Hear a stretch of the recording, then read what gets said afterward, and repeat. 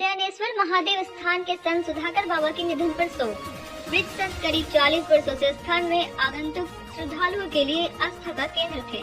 अभी आप देख रहे हैं मिथिला सच श्वेता सिंह की रिपोर्ट। खबर विस्तार से। हरलाखी प्रखंड क्षेत्र अंतर्गत कलना गांव स्थित ऐतिहासिक कल्याणेश्वर स्थान के एक संत सुधाकर बाबा की मौत से उनके अनुयायियों में मातमी सन्नाटा पसर गया है। वे करीब 40 वर्षों से स्थान में आने वाले श्रद्धालुओं के लिए आस्था का केंद्र बने हुए थे। गुरुवार की देर रात उनके निधन से स्थान को अपूरणीय क्षति हुई है। स्वर्गीय बाबा के अनुयायियों में जिला सहित दूरदराज के बड़े बड़े अधिकारी व आम लोग शामिल हैं। कहा जाता है कि बाबा परमहंस के बाद सुधाकर बाबा पर ही श्रद्धालुओं की आस्था जगी और दिनादुने दिन उनके अनुयायियों की संख्या बढ़ने लगी। सुधाकर बाबा अपने अंतिम समय तक शरीर के ऊपर करीब 11 किलो का आभूषण धारण किए हुए थे, जिसमें पूरा शरीर शामिल था। बाबा का आभूषण श्रद्धालुओं के लिए आकर्षण का केंद्र बना हुआ था। बाबा के खाने पीने, नहाने धोने व सोने के अलावे शौच की भी व्यवस्था भक्तों के द्वारा किया जाता था। बाबा के संबंध में जानकारी देते हुए स्थानीय बाबा के अनुयायी वीरेंद्र झा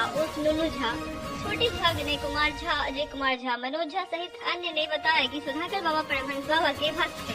वो करीब 40 वर्ष पूर्व घर में परिवार का मोह माया त्याग कर कलना मंदिर परिसर में अपना स्थान पकड़ लिए थे।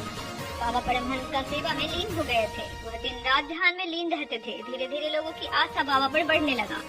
दरअसल दूर दराज से लोग बाबा से मन्नतें मांगने आते थे। खास बात यह था कि बाबा सुधाकर सबको यही कारण कहते थे कि मेरे पास मत आओ, हम खुद बीमार हैं। आप सीधे बाबा परमहंस की कुटिया के पास जाकर अर्जी लगाओ, बाबा सब ठीक कर देंगे। फिर भी सबकी मन्नतें भी पूरी हो जाती थी। यही कारण है कि बाबा सुधाकर विख्यात हो गए हैं और नेपाल सहित भारत के कोने कोने में बाबा को मानने वाले लाखों भक्त थे। इधर उधर बाबा के निधन की खबर मिलते ही अंतिम दर्शन को सैकड़ों भक्तों का भीड़ उमड़ गया। बाबा के मुखाग्नि उनके भतीजा पंकज कुमार झा ने दिया। बाबा के चचेरे भाई नेपाल के शंभू पाठक ने कहा कि बाबा सुधाकर नेपाल धनुषा जिला अंतर्गत बड़ावा थाना क्षेत्र के भगिनगामा गांव के रहने वाले थे। जब वो 8 वर्ष के थे तभी बाबा के माता पिता का निधन हो गया। उसके बाद ननिहाल में रहने लगे। बाबा सीएम साइंस कॉलेज भंगा के छात्र थे। बचपन से ही वह पढ़ाई में बहुत तेज थे। बाबा परमहंस के प्रति आस्था बचपन से ही था। 1990 में वह घर परिवार को छोड़कर कलना में निवास करने लगे थे। सुधाकर भाई के सुनते यहाँ पर इनका घर नेपाल हुआ और भारत नेपाल की मैत्री के संबंध में इनका हमेशा ये ख्याल रहता था कि यहाँ पर लोग दोनों देश का प्रेम बना रहे। ये लगभग 10 वर्षों तक लोहे अपने पूरा लोहा शरीर में जकड़े हुए थे। 10 वर्ष तक इन्होंने तांबा धारण किया। 10 साल के बाद ये तांबा इन्होंने ये सोना का पेजिंग का आया। इनका उद्देश्य यही रहता था कि ये रामायण सर्किट में ही आवे, क्योंकि ये जानकी जी का गिरजा स्थान और कलना ये परिक्रमा सर्किल में आता है। तो भारत सरकार, मोदी जी, जो भी है बड़े बड़े नेता, इसको ये रामायण सर्किट मिले और कलना विश्व के मानचित्र पे आवे। बाबा परमहंस का ये स्थली रहा सब दिन और उसी प्रयास ये हमेशा यहाँ पर रहे। कलना धर्म, अध्यात्म, गिरजा माई।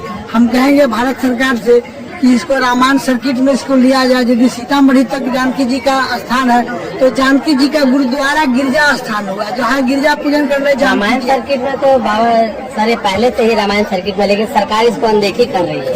सरकार इस पर ध्यान दे और चूँकि परिक्रमा का ये सर्किट है, जब नेपाल से जो भी पहला एक ऐसा जगह है जहाँ नेपाल से लोग चलते हैं, लाखों आदमी आते हैं जनकपुर।